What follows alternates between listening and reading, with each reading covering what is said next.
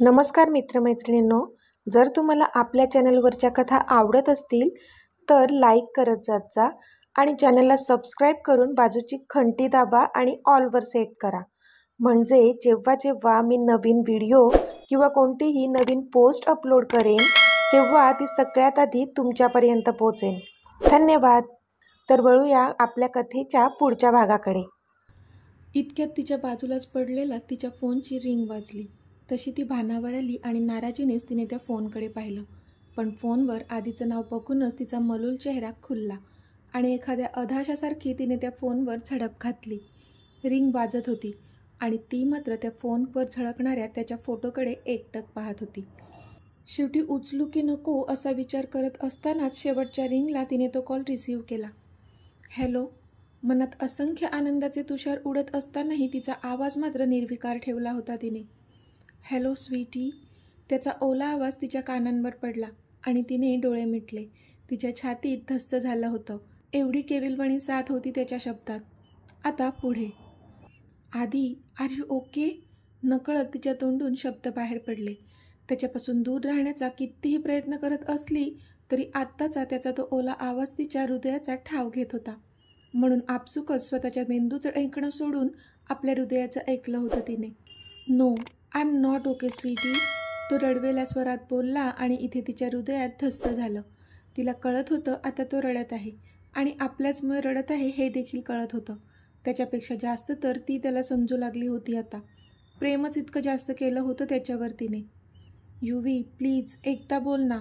I love you. Please युवी. मी नाही का जगू शकत तुझ्याशिवाय. तुला नाही का वेदना होत ज्या आत्ता मला होत आहेत. दे ना माझी साथ. जगाला काय समजावायचं ते आपण दोघं मिळून समजावू.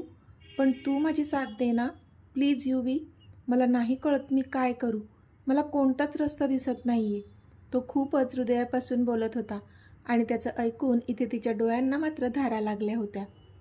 तिला तर वाटत होतं की आत्ता त्याच्या जवळ जावं आणि त्याला आपल्या मिठीत घेऊन त्याचं दुःख दूर करावं. त्याला सांगावं की हो, माझंही तुझ्यावर तेवढंच प्रेम आहे जेवढं तू माझ्यावर करतोस. तुझ्याशिवाय दुसरं कोणीच येऊ शकत नाही माझ्या लाईफमध्ये. मी फक्त तुझीच आहे, अगदी माझ्या शेवटच्या श्वासापर्यंत. हे सगळं तिला वाटत तर होतं त्याला सांगावं, पण हात दगडाखाली होते. किंबहुना हृदयावरच दगड ठेवून घेतला होता तिने. हे सांगितलं तर वावगं ठरणार नव्हतं. युवी बोल ना गं काहीतरी प्लीज. तो पुन्हा बोलला. तिला त्याची आत्ताची अवस्था कळत होती, पण तरी तिने स्वतःचे अश्रू पुसले आणि एक दीर्घ श्वास घेतला. आधी तुला मी माझा निर्णय सांगितला आहे आणि तोच माझा फायनल निर्णय आहे. मी अक्षयशीच लग्न करणार आहे, जी माझ्या आईची इच्छा आहे. ती तिच्या हृदयावर दगड ठेवून बोलली आणि इकडे त्याने डोळे कच्चे मिटून घेतले. आपण अगदी लाचारासारखी तिच्यासमोर स्वतःच्याच प्रेमाची भीक मागूनही तिने मात्र परक्यासारखी त्याची मागणी लाथाडली होती, ज्याचं त्याला आता अतीव दुःख झालं होतं आणि राग तर त्याच्याहून जास्त आला होता. युवी, एकत्र जगण्याच्या मरणाच्या शब्द तू माझ्यासोबत घेतल्यास आणि लग्न मात्र दुसऱ्या कोणासोबत तरी करणार आहेस. काहीच वाटलं नाही का तुला? जर तुझ्या जागेवर मी असतो आणि मी जर दुसऱ्या मुलीशी लग्न करायचं म्हणालो असतो तर तुला कसं वाटलं असतं? त्याने चिडून विचारलं. तसे तिने डोळेच मिटले, कारण त्याचं दुसऱ्या कोणाशी लग्न होईल हे तर ती स्वप्नात पण पाहू इच्छित नव्हती. पण तरी तिने मन घट्ट केलं. मला काहीच प्रॉब्लेम झाला नसता आधी. जर तुला दुसऱ्या कोणत्या मुलीसोबत लग्न करायचं असतं तर मी तुला कधीच अडवलं नसतं. जसं तू आत्ता मला अडवतोस ना तसं. मी तुला मोकळं केलं असतं. ती निर्विकारपणे बोलली. पण हे बोलताना सध्या तिच्या हृदयावर किती किती घाव होत होते हे तर फक्त तिलाच माहीत होतं. पण तो मात्र स्तब्ध झाला होता तिचे शब्द ऐकून. त्याचं सगळं अवसानच गळून पडलं. म्हणजे ती असं काही बोलेल हे तर त्याने इमॅजिनच नव्हतं केलं. काही दिवसांपूर्वी फक्त त्याच्या आजूबाजूला फिरणाऱ्या मुली बघून जेलस होणारी ती, आज मात्र त्याने दुसऱ्या कोणत्याही मुलीशी लग्न केलं तरी चालणार होतं तिला. आणि दुसरं काय म्हणाली? तर मी मोकळं केलं असतं तुला.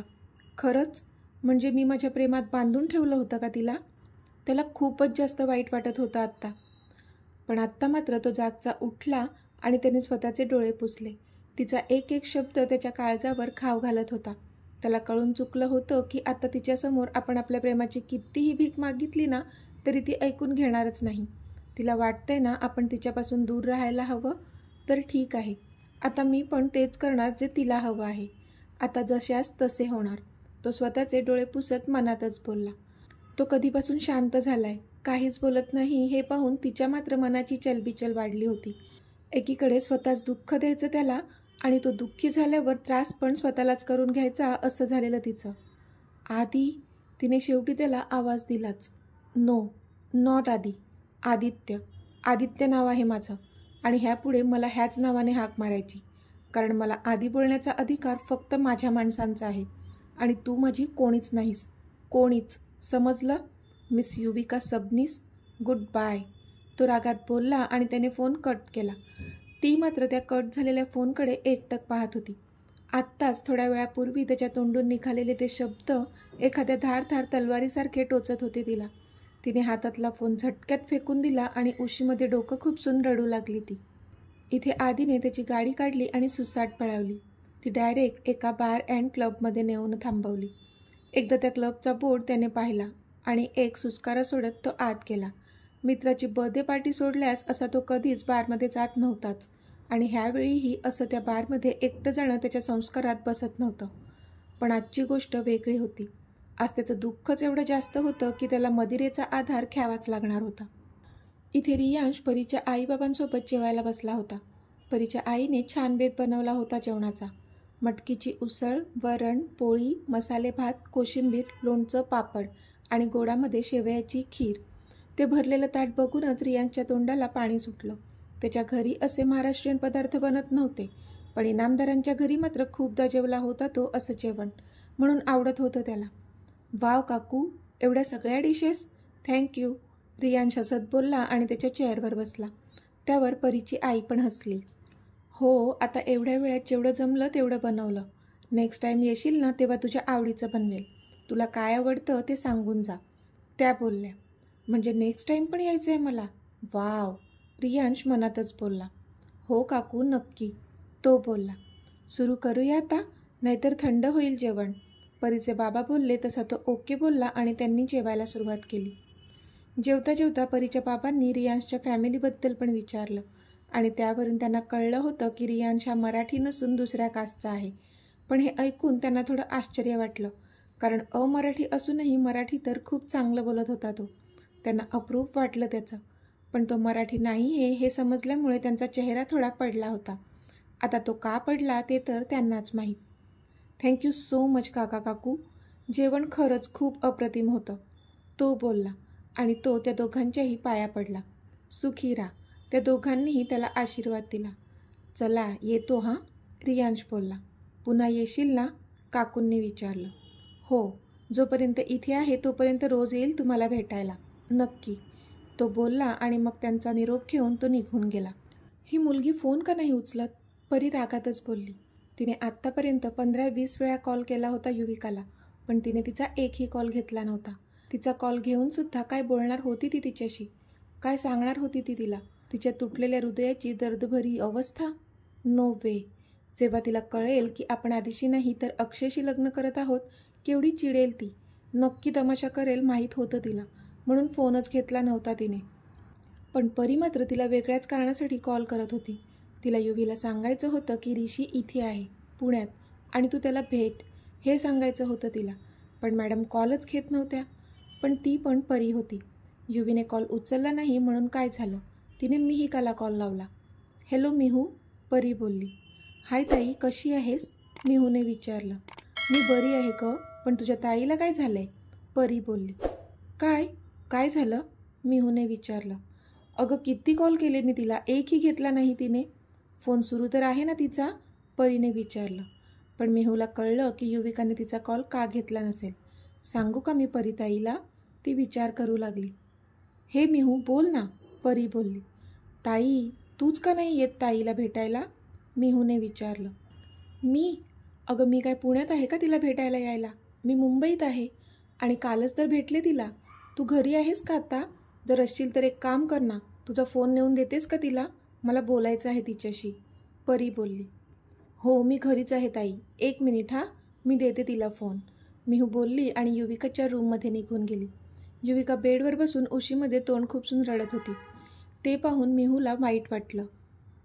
परीचा फोन आहे, घे आणि तिला तरी सांग तुझ्या मनातलं, ती तरी काही मार्ग काढेल ह्यावर, मिहू बोलली आणि युवीच्या हातात फोन ठेवून निघून गेली.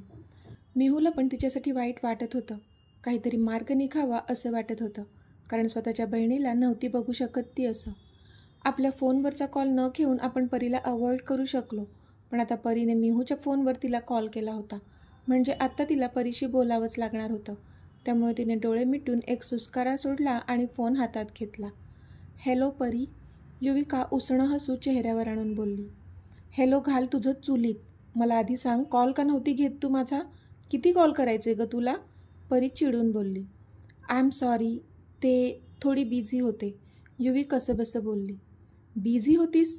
आणि 1 मिनिट, आवाजाला काय झालं आहे तुझ्या? तू बरी तर आहेस ना? परीने विचारलं. बरी आहे, रात्री एक्स्ट्रा काम करत बसले होते म्हणून झोप नाही झाली, म्हणून थोडा थकलेला वाटत असेल आवाज. युविकाला सध्या जे काही सुचलं ते तिने सांगितलं. ओह, एक्स्ट्रा काम काय? की मग तुझ्या ॲडी द प्रिन्सशी रोमॅन्टिक गप्पा मारत बसली होतीस म्हणून उशीर झाला झोपायला?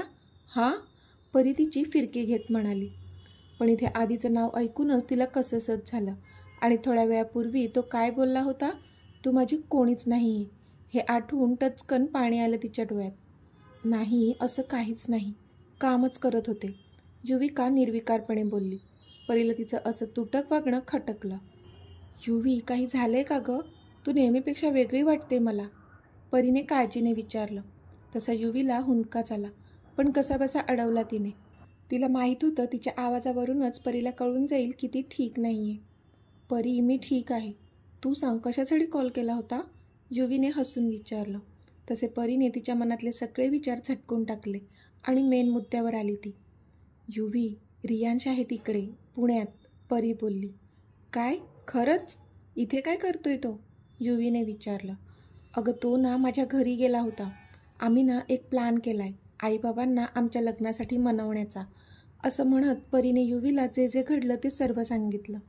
ते ऐकून युवीला आनंद झाला, पण स्वतःसाठी मात्र वाईट वाटलं, कारण रियांश आणि परी दोघे मिळून त्यांचं प्रेम सक्सीड होण्यासाठी प्रयत्न करत होते, पण ती स्वतः मात्र आधीला साथ देत नव्हती. त्यांच्या प्रेमासाठी आधी एकटाच झटत होता. वाव, मस्त परी, मी खूप खुश आहे तुझ्यासाठी, युवी बोलली.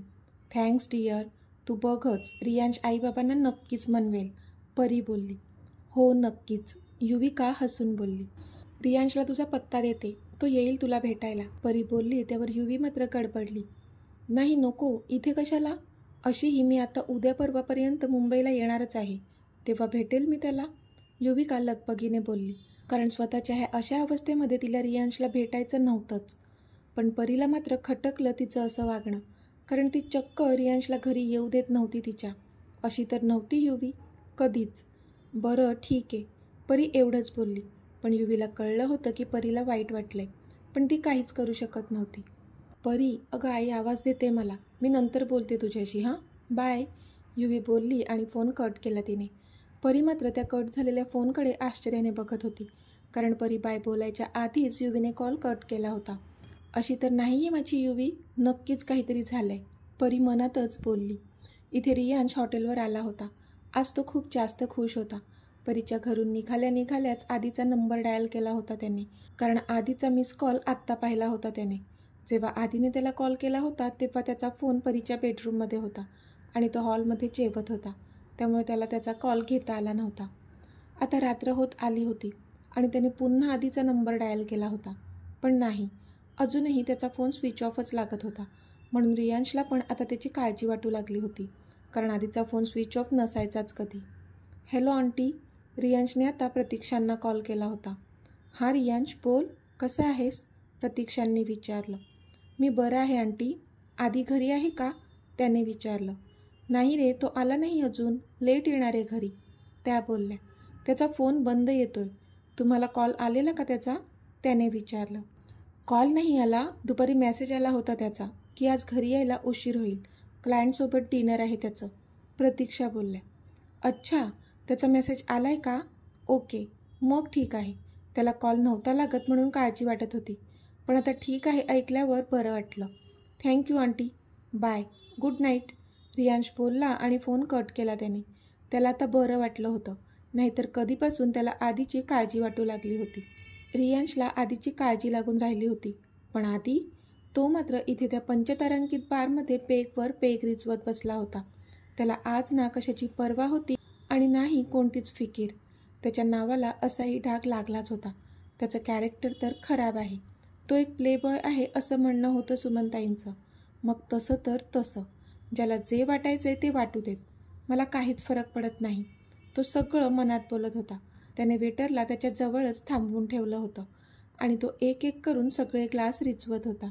डीजेने एकदम धडकती फडकती गाणी लावली होती आणि त्या गाण्यांच्या बोलावर डान्स फ्लोअरवर बार गर्ल्ससोबत काही मुलं डान्स करण्यात मग्न होती. पण इतक्यात जोराचा ग्लास तुटण्याचा आवाज झाला.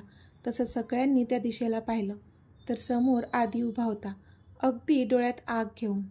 हे, हा काय धिंगाणा लावला आहे रे? कोणीतरी दर्दभरं गाणं लावा. त्या वातावरणामध्ये त्याचा कडक आवाज घुमला. तसा त्याचा तो अवतार पाहून त्या डीजेला पण घाम फुटला आणि त्याने गाणं चेंज केलं. प्यार झूठा था जताया ही क्यों, प्यार झूठा था जताया ही क्यों, ऐसे जाना था तो आया ही क्यों, ऐसे जाना था तो आया ही क्यों, ऐसे सितम कर तू जरा और सितम कर दिया, आजा बेवजह सा ये रिश्ता ख़त्म कर दिया, ओ बेदर्दिया यार बेदर्दिया, ओ बेदर्दिया यार बेदर्दिया, ओ बेदर्दिया यार बेदर्दिया, ओ बेदर्दिया यार बेदर्दिया, ओ कैसा बंजर सीना होगा इसमें जब तू ही ना होगा, तुझ बिन जी तो लूँगा लेकिन जीना क्या वो जीना होगा.